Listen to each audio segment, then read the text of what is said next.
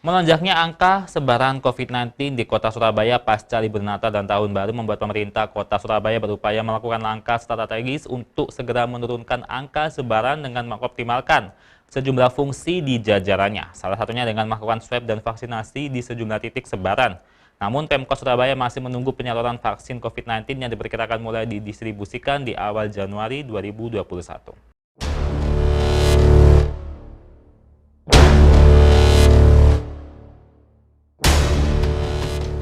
Kota Surabaya sebagai wilayah prioritas untuk mendapatkan vaksin dari pemerintah telah melakukan sejumlah sosialisasi ke masyarakat terkait akan dilakukannya vaksinasi yang diperkirakan akan mulai dilakukan awal tahun 2021 nanti.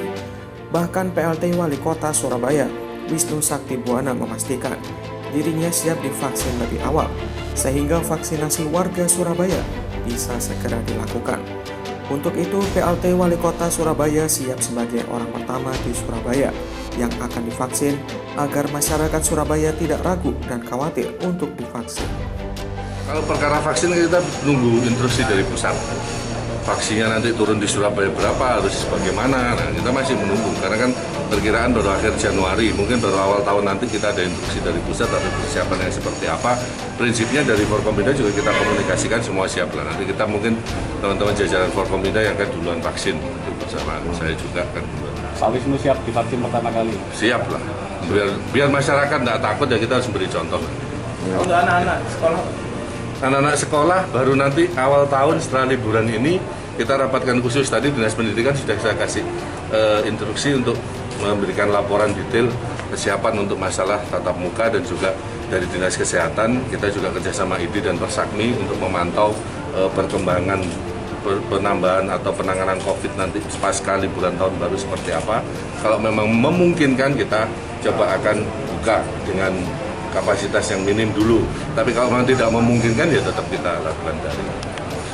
Sementara itu, pendistribusian vaksin COVID-19 hingga ke masyarakat Surabaya dijamin keamanannya oleh jajaran kepolisian Polrestabes Surabaya.